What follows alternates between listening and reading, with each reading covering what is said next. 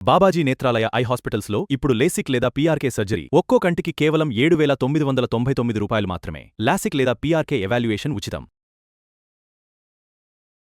నమస్తే రమగారు. నమస్తే జయ. రమగారు, చాలామంది రెగ్యులర్గా లలితా సహస్రనామాలు, విష్ణు సహస్రనామాలు ఎవరికి వారు చదువుకోవటం, లేదంటే ఒక గ్రూప్గా ఫామ్ అయ్యి కూడా చదువుకుంటూ ఉంటారు. మీరు కూడా లలితలో గ్రూప్ ఉన్నారు కదా, కాదా? తక్కువేనా? సొంతంగా చదువుకుంటాను నేను. ఓకే.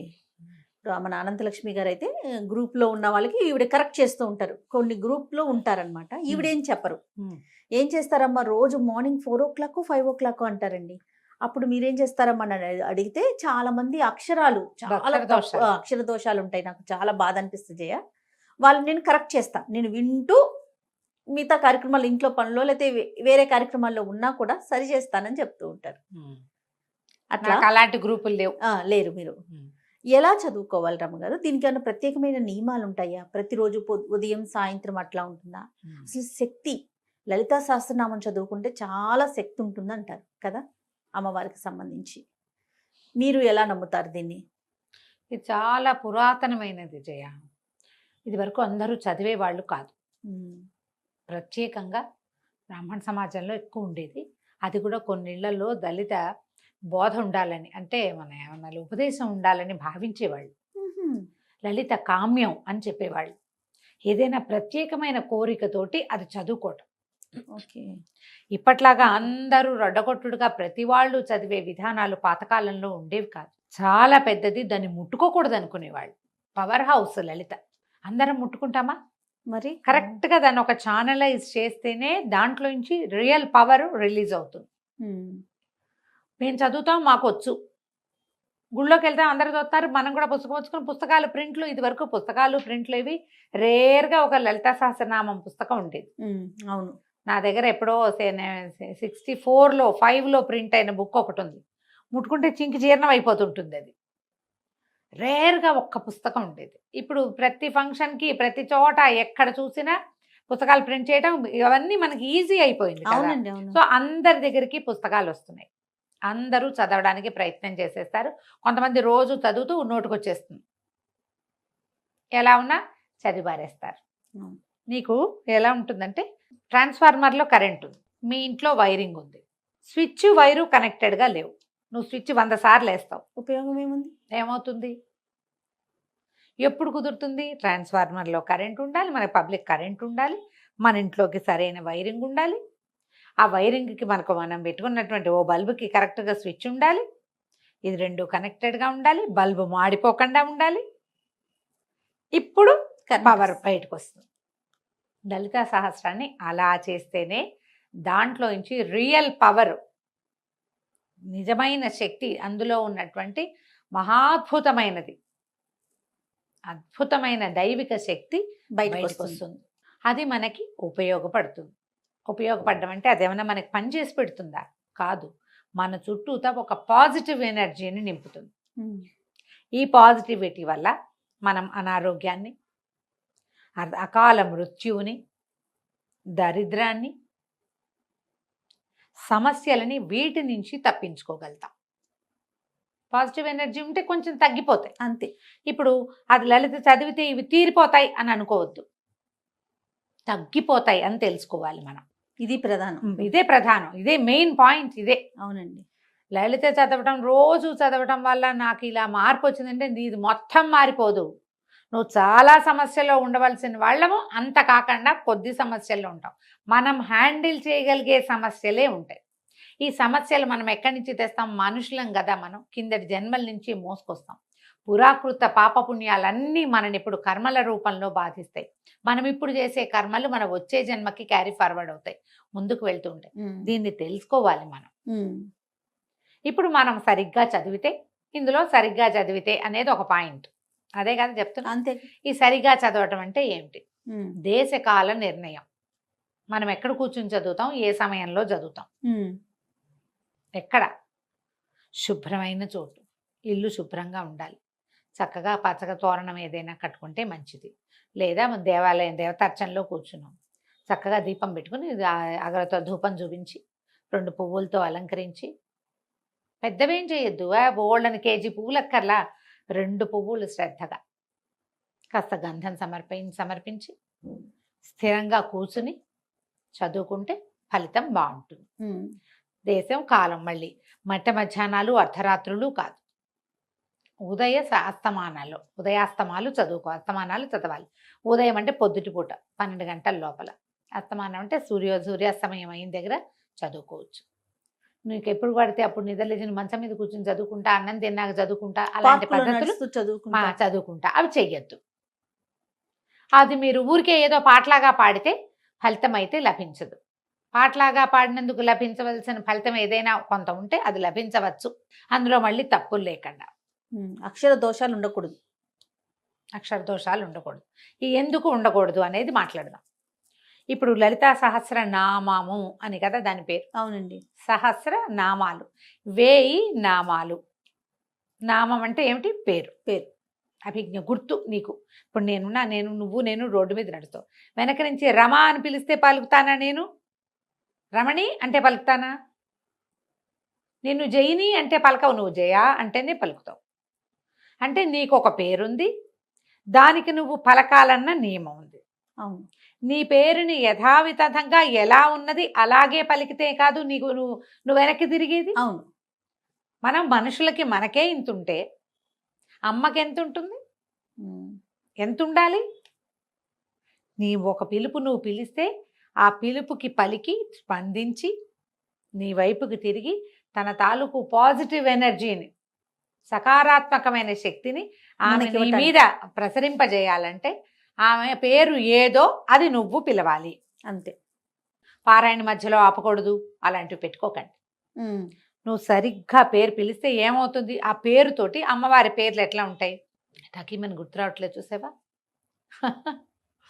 మొదటంతా సౌందర్య వర్ణనతోటి నామాలు ఉంటాయి, తర్వాత వీరత్వ వర్ణనతోటి, తర్వాత ఆమె చేసినటువంటి మహత్కార్యాల వర్ణనతోటి నామాలు ఉంటాయి. మంత్రిణ్యంబా విరచిత విషంగ వధతోషిత విశుక్ర ప్రాణహరణ వారాహి వీర్యనందిత. ఎంత పొడుగుంది? విశుక్ర ప్రాణహరణ వారాహి వీర్యనందిత. విశుక్రుడనే రాక్షసుని చంపినటువంటి వారాహి యొక్క వీర్యాన్ని చూసి నువ్వు సంతోషించవు, సంతోషించిన తల్లి. ఈ ఇప్పుడు విశుక్రుడికి దీర్ఘం పెట్టినా వారాహికి దీర్ఘం పెట్టినా నామం కుదరదే, పేరు కుదరలేదుగా. అవునా? తర్వాత కామేశ్వర ముఖాలోక కల్పిత శ్రీ గణేశ్వర. గణేశ్వరుణ్ణి కల్పించింది అమ్మవారు. ఎలా చేసింది? కామేశ్వరుణ్ణి చూస్తూ కల్పించింది, గణేశ ప్రతిమ చేసి అప్పుడు యుద్ధానికి బయలుదేరింది. ఈ పదాలన్నీ కరెక్ట్గా వస్తేనే అర్థం వస్తుంది. ఎలా? నీకు ఇంకో ఈజీ తెలుగులో చెప్తా. ఇప్పుడు మా ఊరి పేరు, మా నాన్నగారి పేరు నేను అని తెలియాలి. నువ్వు ఫలానా వాళ్ళకి ఒక అమ్మాయి ఆవిడ టీవీలో మాట్లాడుతుంది అని చెప్పైతే వాళ్ళకి తెలియలేదనుకో, ఎవరో పెద్దవాళ్ళు.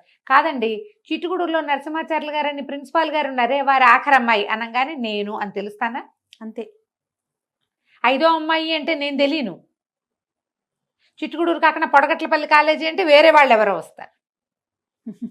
చూడు, ఇప్పుడు మనం కరెక్ట్గా ఫలానా ఫలానా ఫలానా పనిచేసి ఫలానాగా సంతోషించిన తల్లి, ఈ అన్ని ఫలానాలు కుదరాలి.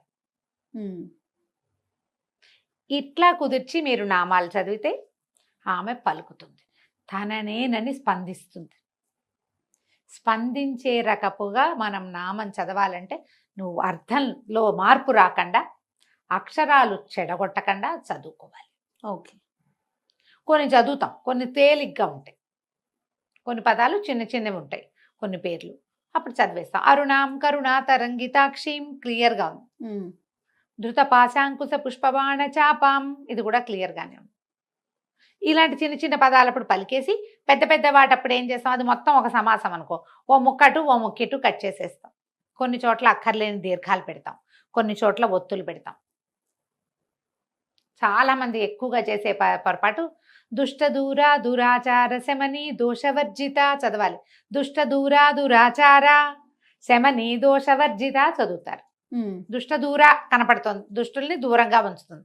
దురాచార అంటే అమ్మవారిని దురాచారం చేస్తున్నాం మనం, ఆమెకు దురాచారాలు ఉన్నాయని చెప్తున్నాం. శమని అంటాం, ఆ శమని దేనికి ఏమిటో, దురాచార శమని అని రావాలి. అదొక పదం. ఇది మొత్తం సమాసం. ఎలా? దురాచారాలని పోగొట్టే తల్లి. చూడండి ఎంత అర్థం మారిపోతుందో. దోషవర్జిత, దోషాలు పోగొడుతుంది తల్లి. ఆమెలో ఏ దోషము లేదు. మనం ఆమెను ఆశ్రయిస్తే మన దోషాలని అమ్మ పోగొడుతుంది. పదాలకి అర్థం తెలుసుకోగలిగితే అద్భుతంగా ఉంటుంది. ఓకే. మన వల్ల అంత కాదు. తప్పులు లేకుండా చదవటం. నువ్వు పారాయణ చేసేయాలన్న తాపత్రయంతో గడగడ గడగడ గడగడ చదివేసేయటం. గుళ్ళోకి వెళ్తారు, ఆ గుళ్ళో అర్చన అవుతూ ఉంటుంది దేవాలయంలో. అర్చనతో పాటు మనం ఇది ముందు ఇది ఫినిష్ చేసేయాలి. అక్కడ చూడం, అక్కడ దృష్టి ఉండదు, ఇది ఫినిష్ చేసేయాలి, అక్కడ చదివేసుకోవాలి. ఈ పుస్తకం చూస్తారా, ఇది రాదు, ఆ పుణ్యము రాదు. రాదు కదా, రెండూ పోతాయి కదా. దేవాలయంలో ఉన్నప్పుడు మీకు నోటికి వస్తే దేవాలయంలో ఏం జరుగుతోందో చూస్తూ నోటికి వచ్చింది చదువుకోండి. నెంబర్ 1, ఇది స్ట్రిక్ట్ రూల్. పుస్తకం చూడొద్దు. విడిగా ఉన్నప్పుడు పుస్తకం చూసుకుని చదువుకోండి. అర్చన అంతా అయిపోయింది, మూల కూర్చున్నారు, పోయి అక్కడ కాసేపు కూర్చోవాలి కదా, అప్పుడు పుస్తకం పెట్టుకుని మెల్లిగా చదువుకోవచ్చు. అర్చనా కాలంలో మీరు చేయాలంటే శ్రీమాత్రే నమః చెప్పుకోండి. పొట్టిగా అరుణంకరణాతరంతక్షం ధ్యాన శ్లోకం అందరికీ నోటికి వస్తుంది, అందరికీ వస్తుంది కదా, ఆ శ్లోకం చదువుకోండి. ఒక్క శ్లోకాన్ని మీరు రటనగా 10 సార్లు 11 సార్లు 14 సార్లు చదివినా ఏం తప్పలేదమ్మా, చాలా మంచిది, విశేషమైన ఫలితం లభిస్తుంది. ఇలా చదవండి. ఓకే. దేవాలయాల్లో చదవలసిన విధానం మీకు నోటికి వస్తే ఏం ఇబ్బంది లేదు. ఈ నోటికి రావడానికి ఎవరితోటైనా చెప్పుకుంటే ఎక్కువ మంచిది. మనమే చదువుకుంటే తప్పులు ఉన్నాయా అనేది కరెక్షన్ ఉంచుకోండమ్మా. ఇది ఎలాంటి పని చేస్తుందో చెప్తాను జయ, ఇది నా స్వానుభవం. మనం ఒక తప్పు కరెక్షన్ చేసుకున్నాం, ఏదో చదువుతున్నాం, ఎవరైనా కరెక్షన్ చెప్పారనుకో కోపం వస్తుంది చాలా మందికి. నీ తప్పులు చూపించకూడదు, అవునా కదా? అవునండి. కోపం వచ్చేస్తావు, అరికాలి మంట ఎక్కిపోతుంది. అవును అవును. మీరు ఎప్పుడు మీ జీవితంలో తప్పులు కూడా దిద్దుకోరు అలాంటి వాళ్ళు. అంతే. నువ్వు ఇక్కడ అక్షర దోషాలు గనక నువ్వు దిద్దుకుని దాన్ని కరెక్ట్ చేసుకున్నావంటే నీ జీవితంలో నువ్వు చేస్తున్న పొరపాటు నీకు కనపడేలాగా చేస్తుంది అమ్మ. కనిపించి ఇది నాది పొరపాటు, ఇది నేను సరి చేసుకోవాలని నీకు అర్థమయ్యేలాగా చేస్తున్నావు. నువ్వు ఇక్కడ చేసుకుంటున్నావు కదా కరెక్షన్, ఇదేంటి మహత్తర శక్తి. అవును. ఈ శక్తి విషయంలో నువ్వు చేసే కరెక్షన్ లైఫ్ విషయంలో చేసుకునేలాగా నిన్ను చేస్తుంది. ఓకే. లేదా మీరు ఎవరైనా తప్పెత్తి చూపించగానే మీకు కోపం వచ్చి ఇరిటేట్ అయిపోయి మాకు తెలుసని ఈవిడ ఒకటి వచ్చిందండి ఇలాంటివి అనుకున్నారో వాళ్ళకు వచ్చిన నష్టం ఏం లేదు, మీకు చాలా నష్టం ఉంటుంది, అది తెలుసుకోవాలి. స్తోత్రాలలో ఎప్పుడైనా ఎవరైనా కరెక్షన్ చెప్తే సంతోషంగా తీసుకోండి. అయ్యో నాకు కరెక్ట్ చేసుకునే అవకాశం లభించిందే ఇంతకాలానికి అని గనక కరెక్ట్ చేసుకున్నారా, మొదట మీరు జీవితంలో తప్పులు చేయకుండా ఉంటారు. లేదా మీ తప్పులకి కరెక్షన్ లభిస్తుంది, మీ తప్పులకి మీరు రిపెంట్ అయ్యి దాన్ని సరి చేసుకోగలుగుతారు. ఈ అవకాశాన్ని మీకు లలితా సహస్రనామం 100% ఇస్తుంది. ఇది ఎంత పాజిటివ్ సైన్, మామూలుగా కాదు. తర్వాత టైం పెట్టుకుని చదవబోకండి. టైం 10 నిమిషాలలో అయిపోవాలి, 14 నిమిషాల్లో అయిపోవాలి. ఇట్లా కష్టమమ్మా, అట్లా చదవకూడదు. చదివితే మీకు తప్పులు వచ్చేస్తాయి, దడదడలాడిపోతారు. ఆడిపోతారు. ధాకి థాకి తేడా ఉంది కదా జయ. అవును. తా థా దా ధా కదా, ఈ థాని ధాని కలిపేస్తాం, అవునా? అక్కడి నుంచి చూడు లా వేరు లా వేరు, లాలని కలిపేస్తాం, నా నా నా అణ రెండింటిని కలిపేస్తాం. మీరు పరిగెత్తారా ఈ పొరపాటు అవుతుంది. ఇంకో పెద్దది చెప్తాను, శశసహాలు సావేరు సావేరు షావేరు. అవును. ఇప్పుడంతా శివుడే అంటున్నారు. అవునండి. శివుడు కాదమ్మా, శివుడు. విజిల్ రావాలి.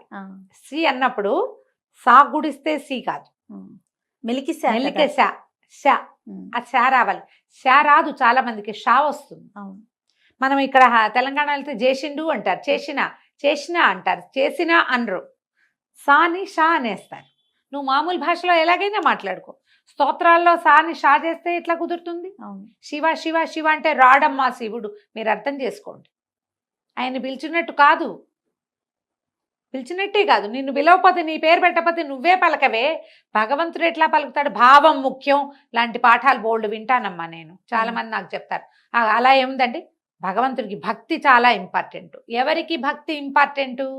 చదువు రాని వాడికి, చదువుకోని వాడికి, అక్షర దోషం అర్థం కాని వాడికి, వాడు ఎట్లా పిలిచినా దేవుణ్ణి రారా అని పిలుస్తాడట. వాడెవడో ఒక పల్లెటూరు వాడు వచ్చాడు, అతను కిష్టయ్య ఎక్కడన్నావురా, ఇట్లా చంపుతున్నావు అంటే కృష్ణుడు వచ్చి పాలు ఊచుకొచ్చి పాలు తాగు పడుకో నిద్రపో, నేను నిన్ను ఇంటికి తీసుకెళ్తానని తీసుకుపోయాడు. రారా కిట్టయ్య అంటే వచ్చాడు. నేను రారా కిట్టయ్య అంటే పాలేరు వస్తాడు, కృష్ణుడు ఎందుకు వస్తాడమ్మా? నేను చదువుకున్నా కదా, చదువుకున్నాను, కృష్ణుణ్ణి ఇలా పిలవాలని నేను తెలుసుకున్నా. ఇక్కడ ఇంకొక చిన్న ఆ, ఇబ్బంది జరుగుతుంది రమ్మగారు. ఉమ్. పొద్దున్నే ఏదో మాటల మీద దసరా హాలిడేస్ అంటుంది మా పాప ఆ. హని. ఆ. ద షా కాదే ద సా సరిగమల్లో సా అని చెప్పా. ఆ. మరి ఇంగ్లీష్ లో రాసేటప్పుడు ఎస్హెచ్ అని రాసాం, మేము ఎస్హెచ్ అని రాస్తున్నాం, ఉమ్. అందుకని నేను షా పలుకుతున్నాను మమ్మీ అని చెప్తోంది. ఉమ్. అది దానికి ఏం దాన్ని చేయలేం. మనం ఎవరిని సరి చేయాలి ఇప్పుడు చెప్పండి? ఇవి లేటెస్ట్ పిల్లలు, లలితా ఆ. సహస్రాలు లేటెస్ట్ చిటి పిల్లలకి రావు రావు కదా, అంటే పెద్దవాళ్ళకే ఇంక ఇప్పుడు వస్తుంది. అదే వచ్చేస్తుంది కదా, అదే వస్తుంది. సా శా షా, ఇంకా వాటికి వేరియేషన్ ఏం Difference తెలుస్తుంది? వాళ్ళకి తెలీదు. difference ఇంగ్లీష్ తెలీదు. వాళ్ళ తెలీదు, ఉమ్. తెలుగు చదివేటప్పుడు మనం మనకి కొంచెం సరి చేసుకోగలిగితే ఏమన్నా కొంచెం చిన్న పెద్దవి మార్చుకుంటారేమో.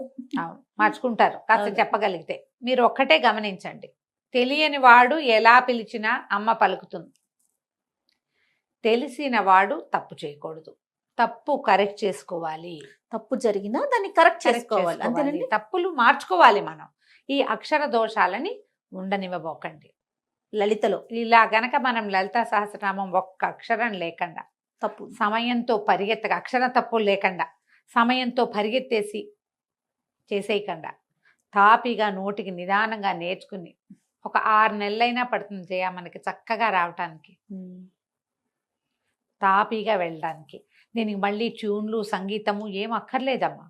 దానికి అనుష్ఠుప్ ఛందస్సు విష్ణు అంతే సహస్రనామాలాగానే. అంతే. అలాగే అయితే ఏంటంటే మనం మధ్య మధ్యలో ఏమవుతుంది, విష్ణు సహస్రనామాల్లో పెద్ద సమాసాలు తక్కువ ఉంటాయమ్మా. అవును. ఈ లలితా శాస్త్రంలో సమాసాలు పెద్దవి. ఓహో. మొదట 25-30 శ్లోకాలు అయితే అన్ని అమ్మవారి సౌందర్య వర్ణన కదా, అవి చాలా పెద్దవిగా ఉంటాయి. ఉమ్. ఈ ఇంత పెద్ద వాటిని మనం చేసేటప్పుడు ఎక్కడ విరవాలి అనేది మనకి సమస్యగా ఉంటుంది. సో వినాలి మనకి, అంతే కదా రమ్మగారు? వినాలి, తెలుసుకోవాలి, ఎవరితోటైనా చెప్పుకోవాలి. పెద్దవాళ్ళు చదివేది వింటే కూడా మనం అక్షర correction దోషాలను మనం సరి చేసుకోగలుగుతాం. చేసుకోవచ్చు. ఇప్పుడు నా పాటు వాళ్ళు ఎవరైనా కనపడ్డారనుకోండి, ఇప్పుడు అనంతలక్ష్మి గారు ఉన్నారు, వారు చేస్తున్నారు కదా, అవును. అలాంటి ఏదైనా గ్రూప్ లో చేరి తప్పులు లేకుండా చదవండి, తప్పనిసరిగా ఫలితం ఇస్తుంది. తప్పు రాకూడదు, ఇదొక స్ట్రిక్ట్ రూల్గా పెట్టుకుంటే కనుక మీకు అద్భుతమైన ఫలితాన్ని ఇస్తుంది లలితా సహస్రం. పొద్దున సాయంకాలాలు చేసుకోవచ్చు, విశేషించి అష్టమి, ఉమ్. పౌర్ణమి చాలా అద్భుతమైన రోజులు. అష్టమి నాడు పౌర్ణమి నాడు అమ్మవారిని కనుక మనం చదువుకుంటే అద్భుతమైన ఫలితం ఇస్తుంది. ఇక పౌర్ణమి నాడైతే చంద్రబింబాన్ని చూస్తూ లలితా సహస్రనామం చదువుకుంటే మానసిక సమస్యలు కూడా తగ్గుతాయి. ఓహో. పిల్లలకి నేర్పించవచ్చు, 2 శ్లోకాలు చొప్పున చెప్పినా తాపీగా వచ్చేస్తుంది. అవును. నిదానం, ఎక్కువ శ్లోకాలు కదా, శ్లోకాలు ఎక్కువ ఉన్నాయి కదా. దీనికి పూర్వపీఠిక ఉత్తరపీఠిక చదవము. మనకి విష్ణు సహస్రనామానికి అయితే పూర్వపీఠిక స్తోత్రము, తర్వాత ఏమో అదే మన నామాలు, తర్వాత మళ్ళీ ఉత్తరపీఠిక చదువుకుంటాం. అవును. అందరికీ తెలిసినవే కదా, 3 అవును. భాగాలు ఉంటాయి, ధ్యానం భాగం ఉంటుంది, అవును. అలా కనపడుతుంది. మనకి లలితా శాస్త్రంలో సాధారణంగా పూర్వ ఉత్తర పీఠికలు పెద్దగా చదవరు ఎవరు, ఉమ్. నామాలే చదువుకుంటాం అవును. కదా. అంతేగా, అది నేర్చుకోవచ్చు కదా, ఎస్. ప్రయత్నం చేసి చూడండి. నాకు కూడా క్లాస్ ఒకటి తీసుకుందామని ఉంటుంది జయ, సమయం సరిపోదు. ఉమ్. ఇప్పుడు సౌందర్యలహరి పాఠం ఒకటి ఉంటుంది, వారానికి 1-2 క్లాసులు అనుకో, దానికే నేను ఒక టైట్ స్కెడ్యూల్ లాగా ఉంటుంది. జనాలకి కుదరాలి కదా, ఎప్పటికప్పుడు అనుకుంటూనే ఉన్నాను. సుమన్ గారు అయితే అసలు ఒకసారి పెద్ద క్లాస్ లాగా పెట్టండి మీరనే అవునవును. చెప్పాను, చేయాలనే ఉంటుంది. కానీ నాకు అవకాశం లేదు. ఎక్కడ మీకు అవకాశం దొరికితే అక్కడ శంకర మఠాలు అలాంటి చోట చక్కగా బాగా చెప్తారు. చెప్తారు. అవును. వాళ్ళందరూ చదువుతూ ఉంటారు. చిన్న కరెక్షన్స్ ఉంటే కరెక్ట్ చేసుకోండి, మంచి ప్రింట్ ఉన్న పుస్తకం కొనుక్కోండి. శంకర మఠంలో దొరికే మంచి పుస్తకాలలో ప్రింట్ చాలా బాగుంటుంది, వాచాదోషాలు లేవట అందులో. నేనైతే ఆ బుక్ చూడలే, ఉహు. నాకు 2-3 పెద్దవాళ్ళు చెప్పారు అక్కడ దొరికే పుస్తకాలు తెప్పించండి బాగుంటాయి అని. ఓకే. ఇలా ప్రయత్నించండి. అప్పుడు ఈ లలితా సహస్రనామంలో ఉన్నటువంటి పరమాద్భుతమైన మహత్తరమైన పాజిటివ్ ఎనర్జీ, దైవికమైన శక్తి మనకి తోడుంటుంది, సొంతం అవ్వదు, తోడుంటుంది. తోడుంటే చాలు కదా చాలు. రమ్మగారు. మన వెనకాల ఉంటుంది, మనతో పాటు ఉంటుంది. నిత్యము చదువుకోవచ్చు మీ ఓపిక అవకాశాన్ని బట్టి. డ్రైవ్ చేస్తూ చదవచ్చా అని ఒకరు అడిగారు, పాపం వాళ్ళకి అవకాశం లేదు, ఏం చేస్తారు, ఏదో చేయండి అమ్మా. మరి పార్క్లో వాకింగ్ చేస్తూ కాకుండా శుభ్రంగా తయారై ఇంట్లో ఏదో పూజ చేసుకుని వెళ్తారు కదా, చదువుకోండి మరి, ఇక తప్పదు కదా.